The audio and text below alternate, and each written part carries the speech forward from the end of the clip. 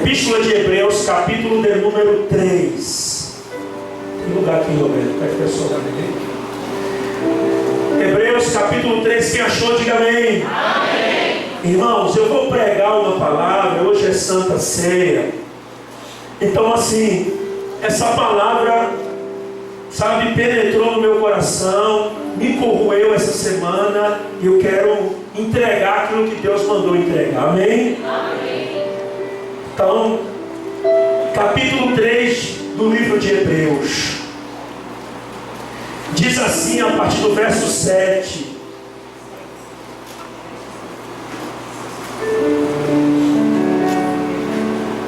portanto,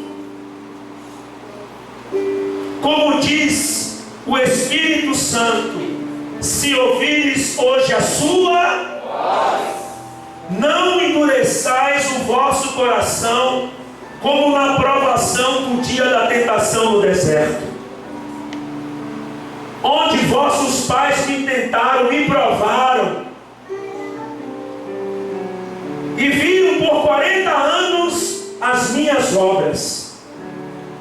Por isso me indignei contra esta geração e disse: estes sempre erram em seus corações, não conheceram os meus caminhos. Deus disse, verso 11: jurei na minha ira que não entrariam no meu descanso. Vede, irmãos, que nunca haja em qualquer um de vós um coração mau e infiel para se apartar do Deus. Antes, exortai-vos uns aos outros todos os dias, durante o tempo que se chama hoje, para que nenhum de vós se endureça pelo engano do pecado. Porque nós tornamos participantes de Cristo, se retivermos firmemente o princípio da nossa confiança até o fim. Enquanto se diz hoje: se ouvires a voz, não endureçais o vosso coração, como na provação, como na provocação, porque havendo alguns ouvido, o provocaram, mas não todos os que saíram do Egito por meio de Moisés. Mas com quem se indignou por 40 anos, não foi porventura com os que pecaram, cujos corpos caíram no deserto? E a quem jurou que não entrariam no seu repouso, no seu descanso, senão aos que foram desobedientes? E vemos que não puderam entrar por causa da sua incredulidade. É a tua palavra, Senhor. Eu preciso da tua ajuda para pregar. Fala conosco nessa noite. Peça para Deus falar com você, em nome de Jesus. Quem está aí, diga amém. Eu estava estudando essa epístola, não tinha intenção de tirar dela um texto para ministrar hoje. Na segunda vez que eu estava lendo ela, Deus me trouxe esse texto ao coração, e eu gostaria de falar sobre esse texto,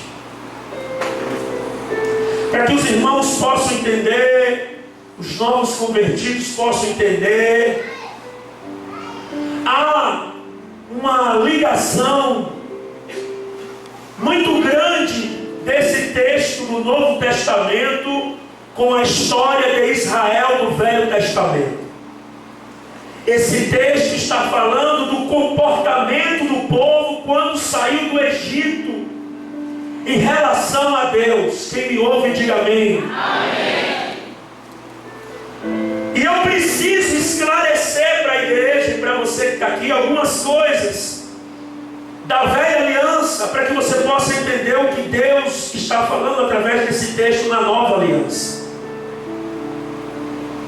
Primeiro eu quero explicar para você essa comparação que existe entre o Egito e o mundo de hoje, a saída do Egito e a nossa saída hoje. Então, quando a Bíblia diz que Israel estava no Egito sendo escravizada pelo rei do Egito, por Faraó, em nossos dias, isso se retrata quando ainda você está lá fora, preso no mundo, nos vícios, nos pecados. Quem está entendendo? Amém. E quem é Faraó lá fora? Satanás, que prende, né?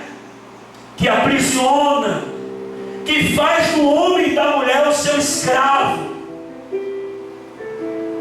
E a Bíblia diz que Deus levantou um homem chamado Moisés, e Moisés entrou no Egito e libertou o povo de Israel. E da mesma forma como Moisés chegou no Egito e libertou o povo de Israel com a mão de Deus, da mão de Faraó, da mesma maneira, a Bíblia diz que Deus, através de Jesus Cristo, Ele enviou o seu Filho, e Jesus chegou aqui nesse mundo. A Bíblia diz que quando Jesus chegou aqui, nós estávamos em trevas, debaixo das trevas. Mas a Bíblia diz que a luz brilhou. A luz raiou sobre aqueles que estavam sob a sombra da morte.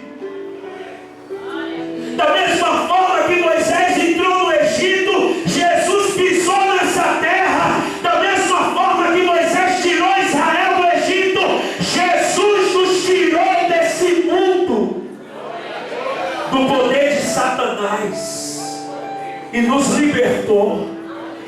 Quem está entendendo?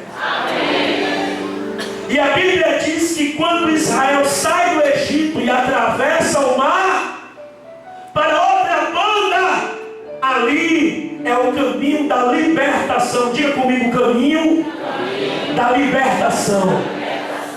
Ali foi o caminho da libertação. Foi por onde eles foram libertos do Egito, da mão de Faraó. Jesus Cristo declara: eu sou o, eu sou a, e eu sou a. Então Jesus vem sendo esse caminho, aquele caminho que se abriu no meio do mar para o Israel passar, para se ver livre do poder do Egito. Esse caminho se tornou carne, habitou entre nós, e um dia ele declarou: eu sou o caminho, eu sou a verdade e eu sou a vida. Quem está entendendo o que eu estou pregando, dá um glória a Deus, por favor. Mas entender, aquele caminho que se abriu, meu irmão, é o mesmo caminho que declarou: eu sou o caminho. Eu não vai abrir nada, não, eu sou o caminho que você precisa. Eu sou a verdade que você precisa. Eu sou a vida que você não tem. Amém? Então o povo atravessa o rio, o mar, e a Bíblia diz que eles começam a caminhar rumo à cidade de Canaã, terra que mana leite e a Bíblia diz que a caminhada deles até Canaã, a Bíblia diz que essa caminhada foi uma caminhada difícil. Por quê, pastor? Eu vou mostrar neste instante para vocês. Aí você vai começar a entender melhor esse texto. Nessa caminhada, eles começaram a colocar Deus à prova. Nesta caminhada, eles começaram a duvidar daquele Deus que tinha tirado eles do Egito. E eles estavam a caminho de Canaã, terra que mana leite e Canaã não pode ser comparada com o céu. Saí do Egito, estou indo para Canaã. O que é Canaã então, pastor, para a igreja hoje? Canaã, aquela terra que manava leite e mel, para nós hoje, ela não simboliza o céu. Por quê? Porque Canaã depois, ela foi palco de derrotas, e o céu nunca vai ser derrotado. Então o que é Canaã hoje, pastor? O que significa Canaã para mim espiritualmente, Canaã significa um lugar que quando se obedece a Deus, você chega lá. É um lugar que mana leite e mel, é um lugar que tem provisão, é um lugar bom de se viver. Todo crente que anda em obediência tem seu Canaã. Sua casa é o Canaã, sua vida é o Canaã de Deus. Agora, para chegar em Canaã, tinha que obedecer a Deus. Eles foram libertos. E agora há um desafio. Qual é o desafio? Obedecer a Deus para chegar em? Obedecer a Deus para chegar em? Me ajude. E aí que começou a grande tragédia dessa história que nós estamos vendo. Tem muita gente aqui nessa noite que você já saiu do Egito. Você já foi liberto. Mas você ainda não conseguiu chegar em Canaã. Por quê, pastor? Porque para chegar em Canaã, você tem que ter disponibilidade para obedecer a Deus. E tem muita gente na igreja que não quer obedecer a Deus. Nós estamos vivendo um tempo em que as pessoas querem serem curadas, querem ser libertas, querem receber bênção, mas elas não querem obedecer a Deus. Nós estamos vivendo um tempo em que as pessoas estão procurando uma igreja segundo o seu coração.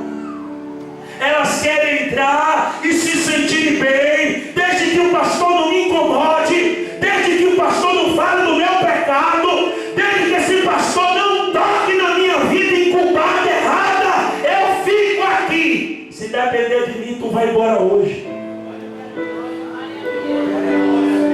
Eu vim aqui para denunciar você. Eu vim aqui para denunciar o seu pecado. Eu vim aqui para denunciar essa vida errada que você anda levando. Antes que você morra, eu quero levar você para o céu. Eu queria que por um instante você desse glória, aleluia. Você exaltasse Jesus. Ele está aqui, eu estou sentindo a presença dele. Meu irmão, porque se eu estivesse gritando aqui, receba, receba, receba, já tinha gente até sapateando e pulando. Mas eu estou falando de santidade. Ele baixou e canta, baixou para nosso Iconaia. Aleluia.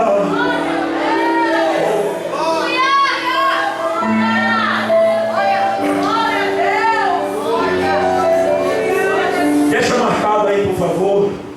E vai comigo até Números, Novo Velho Testamento, logo no início. Números capítulo 13. Deixa eu te mostrar uma coisa.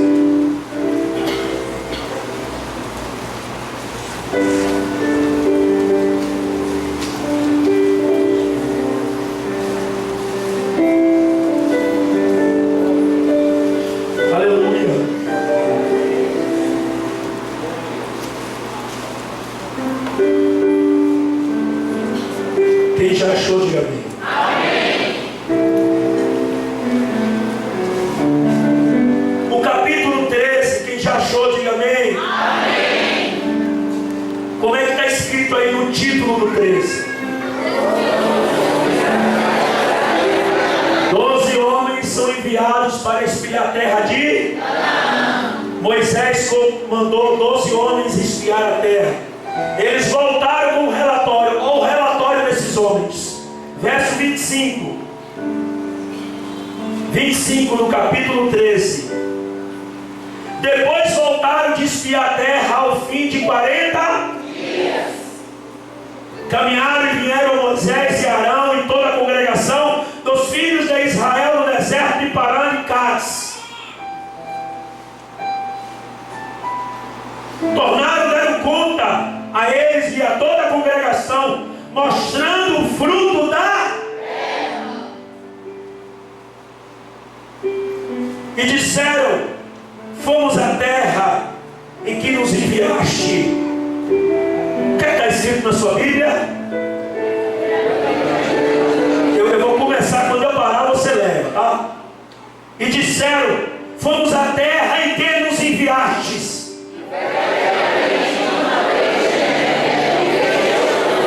Diga para a pessoa que está do seu lado: Deus não mente. Diga: Deus é fiel. Quando eles estavam no Egito, Deus disse: eu vou tirar vocês daqui para uma terra que mana leite e... Agora eles foram espiar a terra, voltaram com um relatório, e o relatório está dizendo que, irmãos, verdadeiramente Deus é fiel, a terra é boa, mana leite e... O que Deus preparou, o que Deus te prometeu, o que Deus tem preparado para você, Deus não mente, Deus não te engana, está guardado. Uma hora vai chegar na sua vida.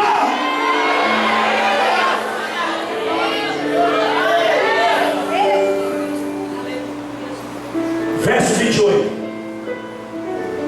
O povo, porém, que habita nessa terra é poderoso, e as cidades são fortes e muito grandes. E também há ali os filhos de Anak, quer dizer, os filhos dos gigantes.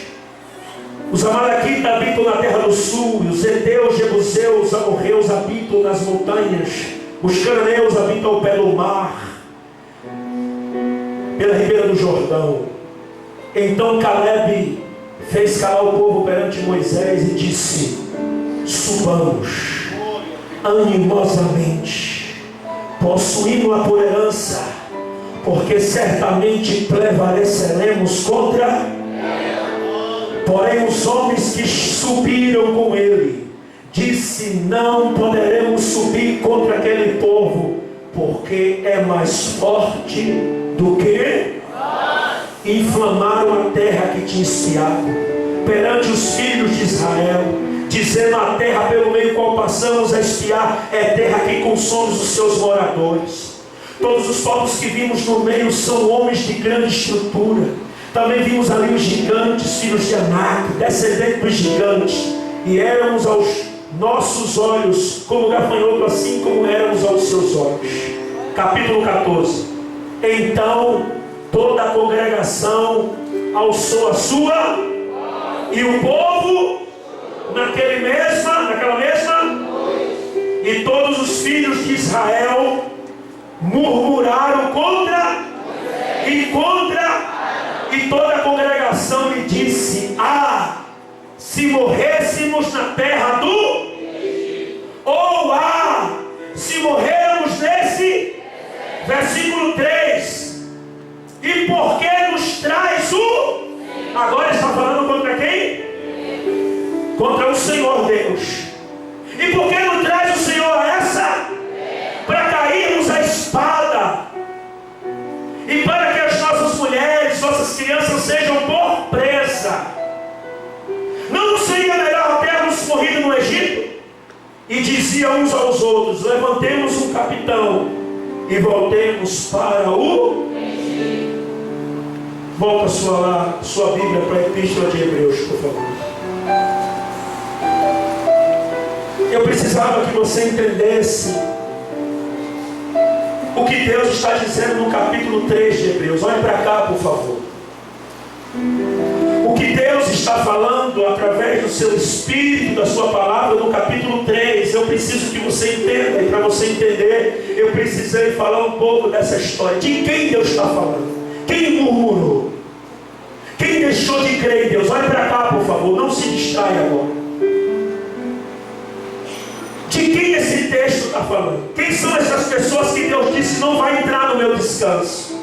Porque existe 3 descansos. Quantos descansos, irmãos? 3. O primeiro descanso, o segundo descanso e o terceiro descanso. Anotei aqui, vou ler para você daqui a pouco. Os 3 descansos de Deus. O primeiro descanso é o descanso da salvação. Diga comigo: descanso da salvação. Quando o povo saiu do Egito, que atravessou o mar, o povo descansou. Quando você saiu do mundo, aceitou Jesus, quando Jesus tirou você da mão do diabo, você teve um descanso. Teve ou não teve? Quem foi liberto aqui e depois que Jesus te libertou, você sentiu um descanso? Levante a mão. Mas quem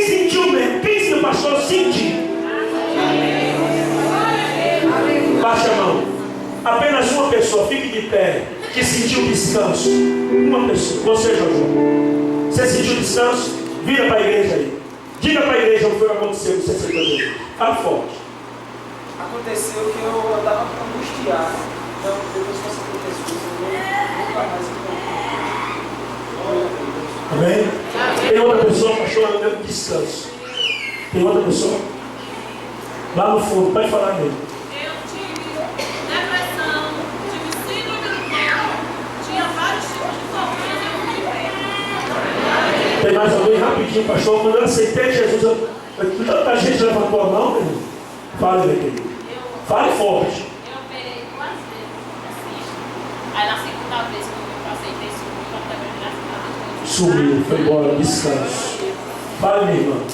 Fale forte mesmo. Quando eu aceitei Jesus, eu tive descanso no coração, porque eu não dormia de noite preocupada com meus 2 filhos que bebiam, e eu não conseguia dormir. Quando eu aceitei Jesus, confiei plenamente nele. Hoje eu deito burro, porque eu confio. E dá trabalho para acordar, né? O descanso da salvação é o primeiro descanso. Quando a salvação entra em você, você sente porque aquela combinação do pecado saiu, aquele poder do diabo sobre você foi embora. Segundo descanso, o descanso da submissão. Aceitei Jesus, recebi o primeiro descanso. Agora eu tenho um desafio. Qual é o desafio? Caminhar em obediência. E quando eu caminho em obediência a Deus, por mais que ao meu redor as coisas estejam atribuladas, eu tenho um descanso dentro de mim. Quem está entendendo o que eu estou falando aqui? O segundo descanso depende da sua vida de obediência a Deus. Aí tem um bocado de gente dentro da igreja com a vida perturbada ainda. Sabe por quê? Porque você não tem uma vida de obediência. Eu duvido, eu desafio alguém aqui, ou em qualquer lugar, se levantar e dizer: pastor, eu não tenho uma vida em paz, se você é um crente temente e obediente a Deus. Você pode ter tribulação como todo mundo tem, mas aqui dentro tem uma paz, tem uma tranquilidade. Eu estava hoje, meu irmão, fazendo um culto fúnebre ali da irmã, da nossa irmã Cleonice. Olhava para o semblante de Cleonice e olhava para o semblante dos outros. O semblante de Cleonice era um semblante de paz. Por quê, pastor? Porque Jesus estava ali na vida dela. Jesus estava ali, o Espírito Santo estava ali. Tinha gente querendo se escabelar, pular lá de cima, aquela agonia. Qual é o meu desafio? Qual é o seu desafio hoje? Depois que passamos o mar, depois que saímos do poder de Faraó, obediência. E o terceiro descanso, pastor, é o eterno. Apocalipse 21 diz assim: eu vi o novo céu, eu vi a nova terra. Ele veio, enxugou dos meus olhos toda lágrima, e disse: agora nunca mais haverá dor, sofrimento, angústia. Esse é o terceiro descanso, é o descanso eterno da igreja.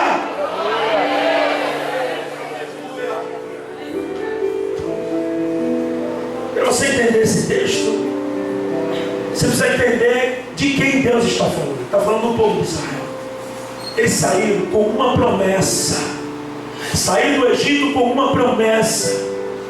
Mas a Bíblia diz que quando eles chegaram próximo de Canaã, de Jericó, de Canaã, a Bíblia diz que Moisés separou os homens e mandou: olha, dá uma olhada lá na terra e traz o relatório, porque nós vamos nos preparar para tomar posse da terra, porque Deus prometeu. A Bíblia diz que aqueles homens chegam lá, e quando eles chegam lá, eles veem tudo, realmente tudo que Deus falou, é isso mesmo. Mas tem um problema, irmão. Tem gigante, tem um povo poderoso, a gente não vai conseguir. Eles vieram e contagiaram toda a congregação. A Bíblia diz no capítulo 14 de Números que agora a congregação começa a murmurar contra Moisés, contra Arão e contra Deus. Aí esse texto está falando dessas pessoas que quando ouviram a voz do Espírito de Deus, elas não deram ouvido. Agora eu quero começar a pregar nesse texto, porque quando eu começar a falar agora, você vai entender de quem eu estou falando e vai poder fazer uma comparação daquele povo com nós hoje aqui. Amém? Amém. Só para completar o raciocínio. A travessia do Mar Vermelho, do mar que Moisés, pela mão de Deus, abriu para o povo passar, é a travessia da libertação. A travessia do Jordão com Josué é a travessia da obediência. O que é que você quer dizer com isso, pastor? Eu quero dizer que quando você é um novo convertido, quando você vem à igreja e você entrega a sua vida para Jesus, aquelas primeiras lutas, aquele laço do diabo, quem vai quebrar é Deus. Agora eu quero dizer uma coisa para você: depois que você entrega a sua vida a Ele, as consequências da sua vida vão vir através da sua obediência a Deus. Josué só conseguiu atravessar o Jordão e botar o povo lá dentro de Jericó, porque houve obediência. O povo que saiu do Egito com Moisés morreram. Deus renovou toda a nação durante 40 anos no deserto, para trazer uma nova geração para entrar em Jericó, destruir Jericó e tomar posse de Canaã. O que você quer dizer com isso, pastor? Eu quero dizer que dentro da igreja tem muita gente que tem promessa de Deus. Tem muita gente que tem promessa de Deus. Você está andando dia após dia e as coisas não acontecem. Sabe por quê? Está faltando você se posicionar em obediência. Você saiu do Egito, Deus te ajuda, Deus está contigo, mas tu não entra em Canaã, porque para entrar em Canaã eu preciso obedecer a Deus. E é o que muita gente não quer. É o que muitos não querem. E esse texto diz assim, se você está com a Bíblia aberta, Hebreus 3:7. Se ouvir a voz do Espírito de Deus, não endureça o vosso, como no dia da provação e no dia da tentação Agora vocês estão entendendo o que eu falei? Eu tive que explicar, para você entender o que ele está falando aqui. Na tentação do deserto. Que tentação do deserto? Essa que eu acabei de explicar. Eles chegaram diante da terra, mas tentaram quem? Deus. Nós não vamos entrar na terra. Por quê? Tem gigantes. Contagiaram o povo. Trouxeram uma incredulidade no meio do povo. E Deus disse, nenhum desses aí, essa geração toda que murmurou, não vai entrar na terra. Dá meia volta, volta para o deserto, porque eu vou matar todo mundo, vou suscitar uma nova geração que vai me obedecer e vai entrar em Canaã.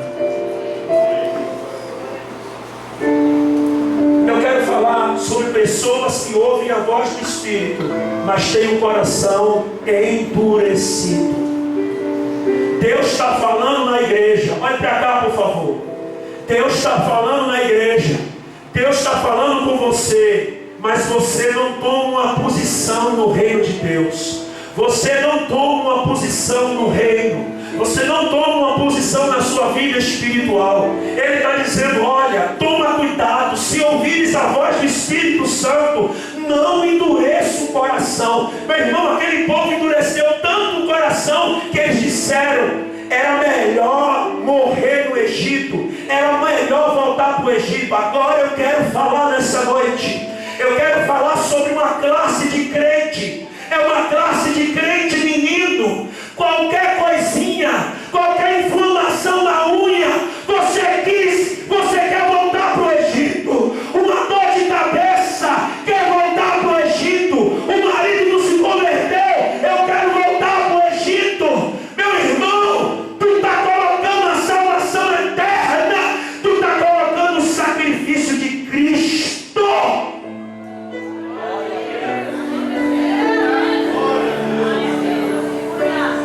Meu irmão, eu quero falar de pessoas que estão dentro da igreja com o coração endurecido, não ouve mais a voz de Deus. Qualquer coisinha é motivo para o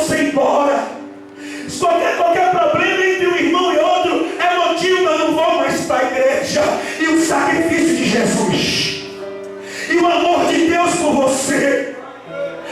Ai, meu irmão, pastor, meu milagre não chegou ainda, então eu vou embora. Pastor, apareceu essa doença, eu vou deixar de ser crente. Pastor, aconteceu uma tragédia, eu vou deixar de ser crente. Deixe de ser crente, vá para o inferno, eu vou para o céu. A igreja está cheia de menino. Eu tenho 30 anos de crente. Pisa no pé dele que você vai ver o meninão e a meninona que é.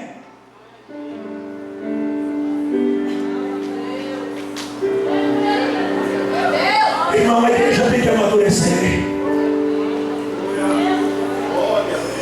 A igreja tem que amadurecer. Seu marido não quer ir para o céu, deixa ele para o inferno, minha filha. Segura a tua salvação.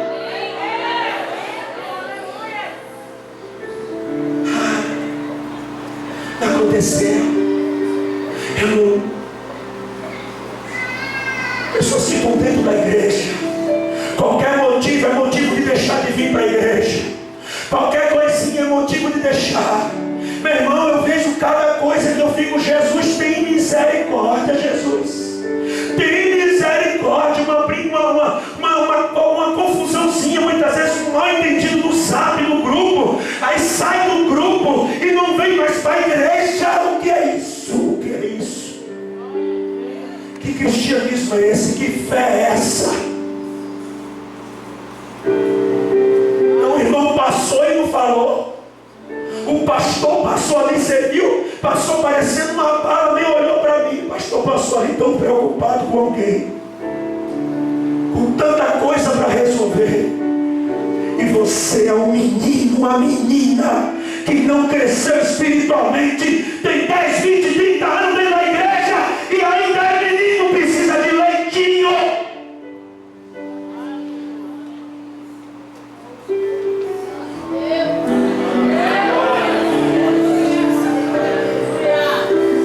Não endureça o vosso coração como na prova no dia da tentação no deserto.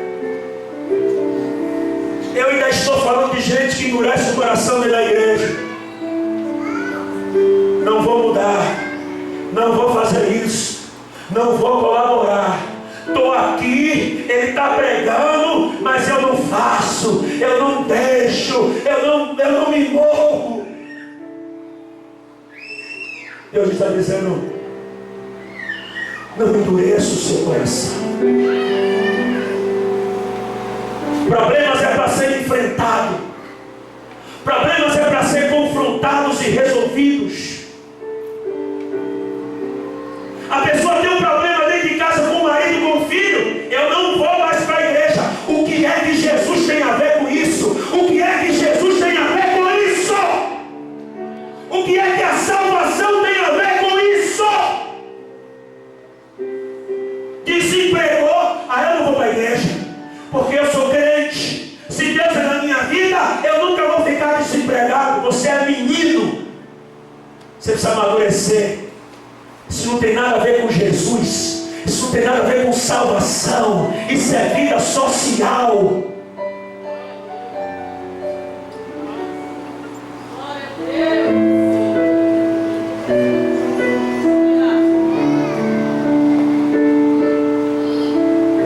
Jesus nessa noite está dizendo para a igreja dele: é hora de amadurecer. É hora de deixar de ser menino e menina na fé. Amadurecer. Versículo 9: os vossos pais me tentaram, me provaram e viram por 40 anos as minhas. Por isso eu me indignei contra essa geração e disse: estes sempre erram no seu coração e não conheceram os meus. Assim jurei que não entraria no meu repouso. O que aqui Deus está dizendo aqui? Olhe para cá, por favor. Deus está dizendo: durante todo esse tempo no deserto, eles viram o que eu fiz. O que foi que Deus fez? Abrir mar para eles passarem. O que foi que Deus fez? Estamos com sede, Senhor. Brota água da rocha. Estamos com fome. Manda o maná. Enjoamos o pão, queremos carne. Manda a cordoniza. O que é que vocês querem mais? O que o povo tentava, Deus mandava. O que o povo pedia, Deus mandava. Eu estou pregando para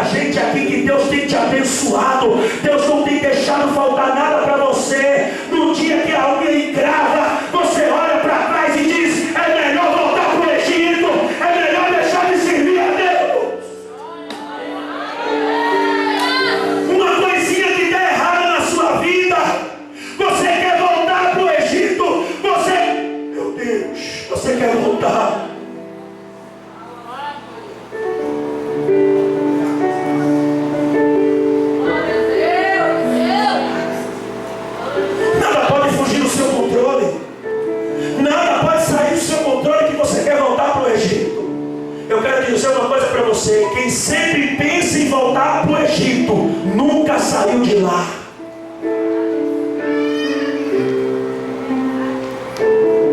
Nada pode dar errado. Pneu do carro não pode furar. O carro dele não pode bater. O filho não pode adoecer. Não pode perder o emprego. Seu casamento não pode estar em crise. Nada pode dar errado. Não pode aparecer uma enfermidade de uma hora para outra. Ei! A gente está colocando a salvação eterna na balança com coisas do cotidiano. E desculpe a palavra, há uma praga, uma desgraça, uma maldição hoje. Qualquer coisinha é motivo de você sair, deixar os laços.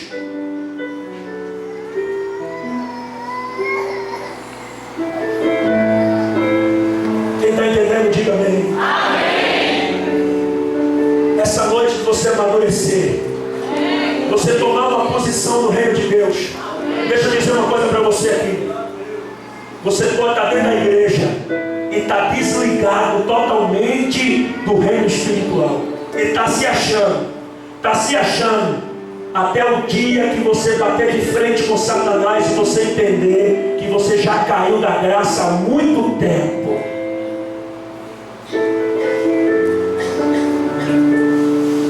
Eu conheço um pregador que um dia ele estava pregando, o diabo se manifestou e disse para ele: quem é você? Eu estou pregando para crentes aqui que uma hora o diabo vai se manifestar lá e vai perguntar: quem é você? Mas quem é você? Quais são as suas obras? Qual é a tua fé? Qual é o Deus que você serve? Mentiroso, murmurador, infiel.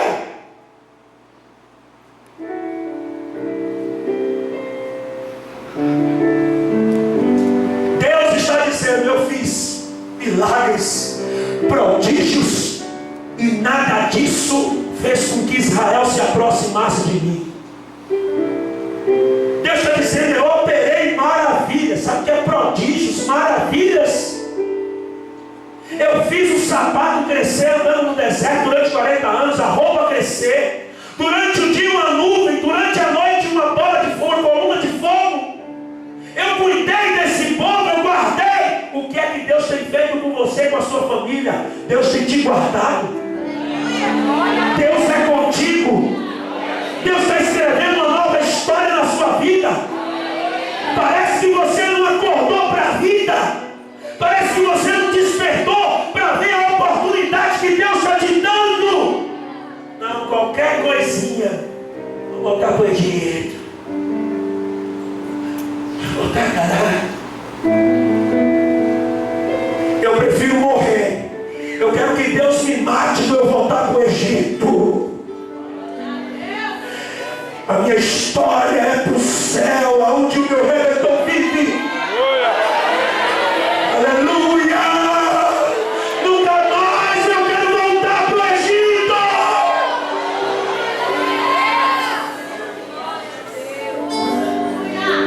Se aborreceu com uma mulher no casamento, vou voltar para o Egito. Se aborreceu, vai voltar para o Egito. Não gostou da pregação do pastor, vou voltar para o Egito.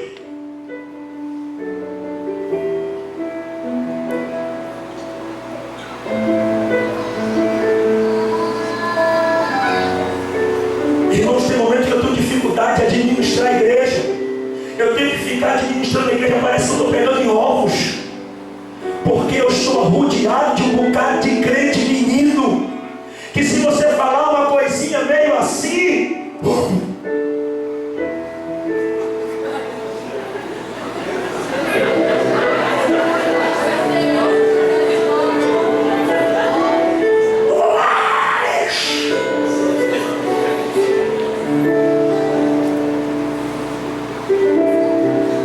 aonde está a maturidade?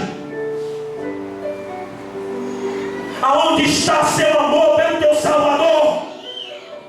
Teu pastor falhou, a igreja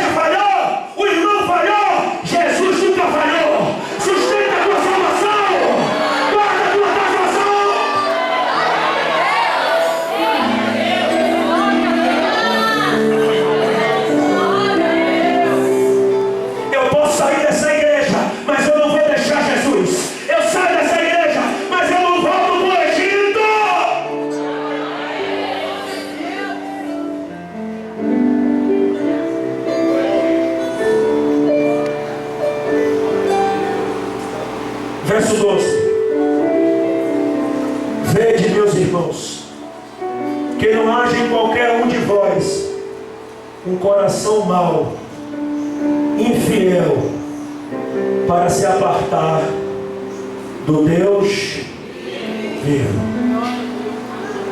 Vou repetir. Vede, irmãos, se não haja em qualquer um de vós um coração. Primeiro é um coração, depois é um coração, e aí a pessoa se aparta do Deus. Eu quero falar nessa noite com pessoas que estão aqui, que seu coração é mau. E tem outro grupo que além do seu coração ser mau, seu coração é infiel. Você é infiel. Pessoas que têm coração mau e infiel estão longe de Deus. E Deus está dizendo: veja que não haja no meio de vós ninguém com coração mau, com coração infiel, porque isso afasta você de Deus. Estão fazendo maldade contra você? Estão armando contra você? Mantenha teu coração limpo. Enquanto teu coração estiver limpo, você está do lado de Deus. Deus é contigo. Deixa quem quiser falar, deixa quem quiser dizer, deixa quem quiser te acusar. Mantenha a tua integridade, mantenha a tua moral, mantenha teu respeito, te guarda. Não se mistura, não se rebaixe. Meu coração é limpo, meu coração vai ser fiel a Deus.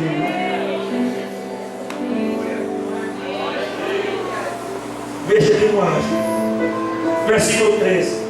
Antes, exortando uns aos outros no tempo que se chama hoje, para que nenhum de vós endureça pelo engano do irmão. Olha para cá, por favor.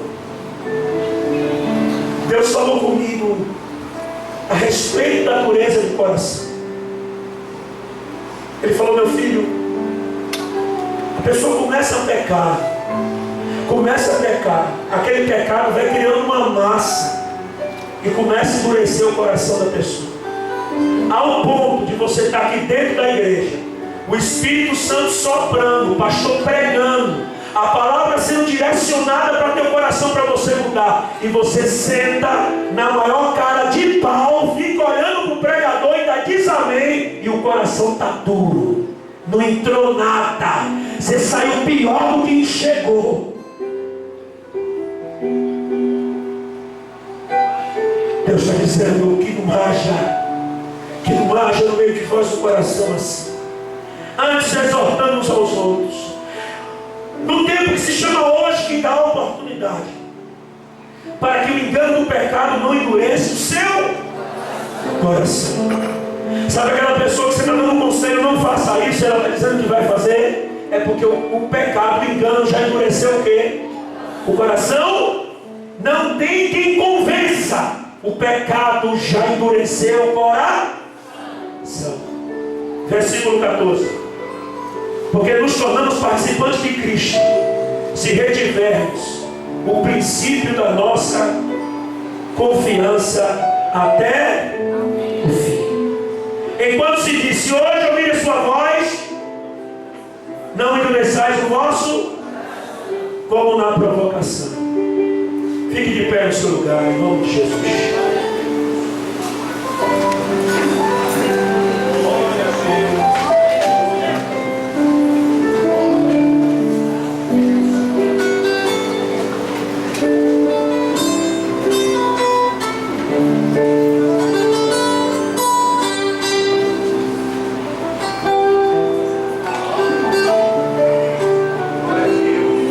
Essa é uma noite de você parar e refletir. Refletir o que, pastor? Sobre essa história que nós acabamos de ler.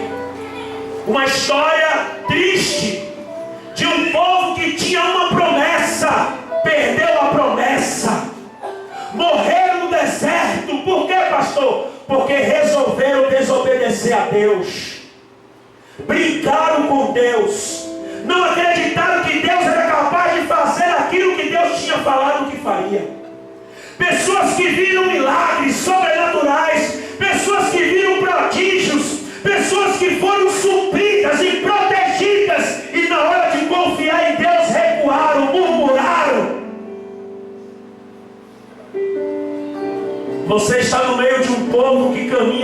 céu.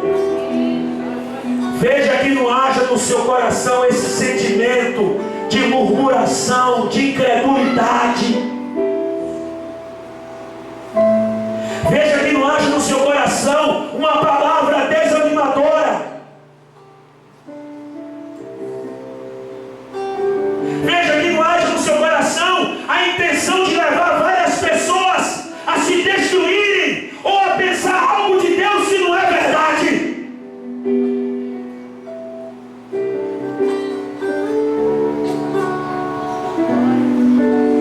Pois o tempo que se chama hoje, se você ouvir a sua voz, não endureça o seu coração. Não endureça o seu coração. Deus chamou você. Deus separou você. Deus tem guardado você. Deus tem protegido você. Deus tem livrado você. Deus tem colocado você nas mãos dele. Deus já fez você ver grandes milagres e prodígios, tanto na sua vida como na vida de outros. O que foi que aconteceu com você? Você agora vive desanimado pelos cantos. Você agora é o último a chegar no culto. Murmura de tudo. Você não prioriza a obra de Deus. Você não prioriza a Deus. Você vive uma vida relaxada. E se alguém for querer chamar a sua atenção, você incha e diz que vai deixar de vir para a igreja. Eu estou vivendo um tempo que um líder tem que vir falar comigo. Porque se o líder for chamar a atenção de alguém no grupo, a pessoa vai querer sair da igreja. Pastor, ele gritou, ele falou assim comigo. Queremos ver Deus, queremos ter uma intimidade com Deus, mas isso nunca vai acontecer enquanto a gente for meninos. O pai que tem juízo não dá carro a menino, não dá moto a menino, mas quando aquele menino se torna um homem maduro, alguém de sua confiança, ele está aqui a chave do carro, vá lá, eu confio em você. Tem gente aqui, eu estou pregando nessa noite para gente aqui que tem grandes promessas de Deus. Deus está com a sua vitória na mão. Deus só está esperando você amadurecer. Porque se ele botar agora na tua mão, você bota tudo a perder. Você vai continuar nessa amarração. Você vai continuar nesse deserto até o dia que você amadurecer. Até o dia que você disser: eu não volto mais para o Egito. Eu prefiro morrer, voltar para o Egito. A verdade é que tem gente aqui, o Espírito Santo servindo você com o que tem de melhor, e pensa que não. Você está dizendo: ah, que saudade da cebola do Egito, que saudade de amassar aqueles barros para Faraó. Essa é uma grande verdade. A igreja está cheia de gente que está com o corpo aqui, mas a mente lá no mundo ainda, pensando no Egito, nos prazeres. E Jesus está dizendo: toma uma decisão nessa noite. Toma uma decisão nessa noite. Ou você vai parar de pensar no Egito, ou você vai voltar para lá.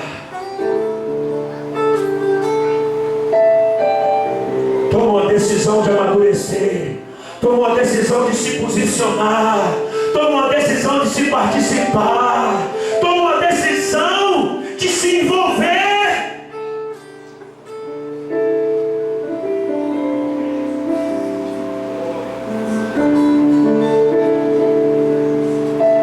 Pastor, eu estou deixando de vir para a igreja porque meu marido disse que se eu for para a igreja ele termina o casamento. E aí, pastor? Deixa ele terminar o casamento. Você vai ter que escolher entre o casamento e sua salvação. Você vai ter que escolher. O problema, meu irmão, é que a gente quer a igreja que diz que vai morar no céu, mas só está pensando nas coisas terrenas. está desempregado, arruma um emprego. O emprego vai ter que trabalhar de segunda a domingo, não vai ter tempo de vir um dia para o culto. Pastor, é o seguinte, vou entrar nessa obra aí que eu estou parado e vou deixar de vir para a igreja. Vai perder a salvação, porque não acredita que Deus pode te abrir uma porta e quer entrar na primeira que o diabo te abriu, rapaz. A verdade é essa. A gente troca a presença de Deus, a gente troca a nossa fé por qualquer bobagem que o diabo bota na nossa frente. Isso não é maturidade, isso não é fé. É para trabalhar domingo a domingo? É. Isso aí vai ficar para os filhos do diabo. Deus vai me abrir uma porta que vai dar tempo para ir para a igreja. Deus vai me abrir uma porta que eu vou para o meu culto. Que Deus é esse que não vai abrir uma porta para eu servir a Ele?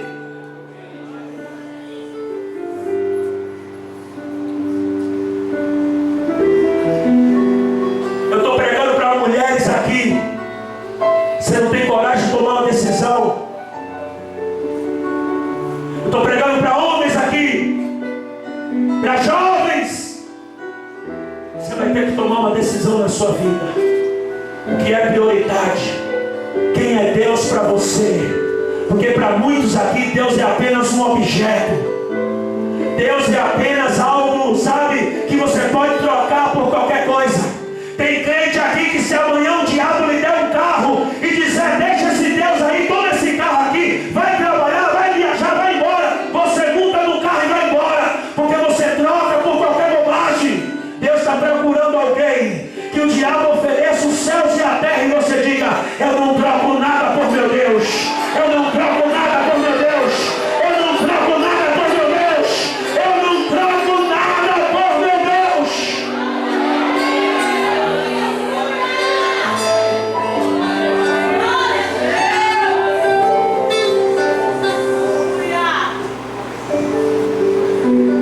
Transforma essas fé em paz. Com o teu, a glória aí eu vou te dar, Jesus. Eu não troco nada por meu Deus. Eu não troco nada por meu Deus. Pega o teu engano, pega, leva. Eu não vou trocar isso por meu Deus. Eu não vou trocar essa coisa ilegal por meu Deus. Eu não vou fazer isso. Se você me ama, você vai fazer sexo comigo. Eu amo você, mas amo Deus mais do que você. Você vai ter que esperar.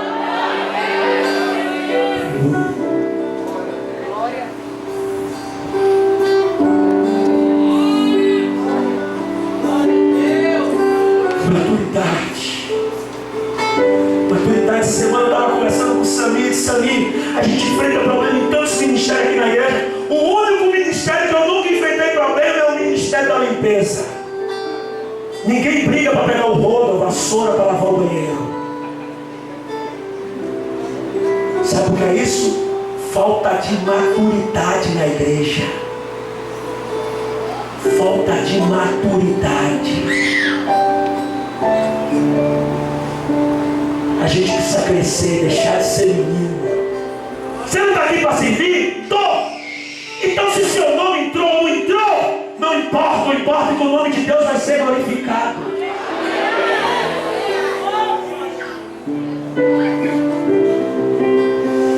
Não botaram meu nome. Esqueceram de colocar o meu nome. Quem é seu nome?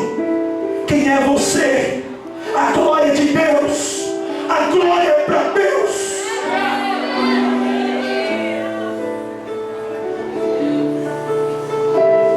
Eu gostaria que você aplaudisse o Senhor.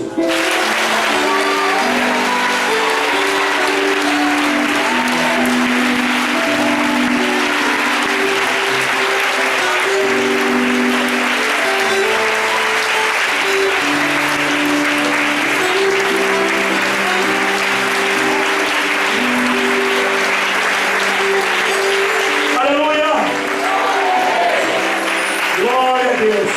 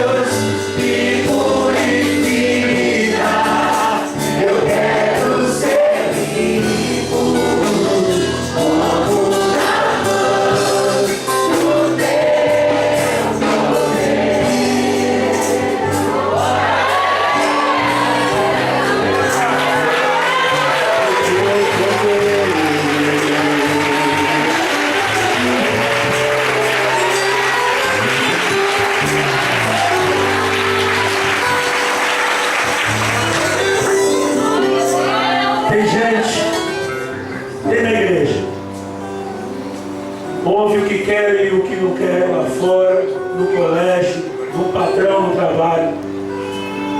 E não diz que vai sair do trabalho. Não tira o filho do colégio. O primeiro probleminha que enfrenta na igreja, você diz que vai sair da igreja e vai deixar Jesus. Eu já falei para toda a liderança e agora eu vou falar para toda a igreja. Se eu ouvir aqui algum crente falar que por causa de um probleminha você vai deixar a igreja, eu mesmo vou pedir você que deixe, porque você não tem o privilégio de estar no meio desse povo. Como é que você está? Estou enfrentando uns problemas aí, acho que não vai dar para continuar não. Você vai deixar Jesus, a sua salvação, por causa de uns problemas? Quem é que não enfrenta problema? Até o diabo tem problema. Qual é o problema do diabo? A igreja. Pense que essa noite ele está com a dor de cabeça terrível. Pelo menos eu garanto que nessa noite, nesse culto, ele vai ter que tomar Dorflex. Por quê? Eu estou levando você a pensar que a sua decisão por Cristo é maior do que os problemas, maior do que a dificuldade. Nunca mais você vai dizer que quer voltar para o Egito. Nunca mais. Eu prefiro morrer, pastor, do que voltar para o mundo. Por favor, um minuto de silêncio. Eu queria que alguém no meio da igreja, que já sofreu muito lá fora, na mão do diabo, gritasse, se você deseja: nunca mais eu volto para o Egito. Nunca mais eu volto para o Egito. Nunca mais eu volto para o Egito. Nunca mais eu volto para o Egito.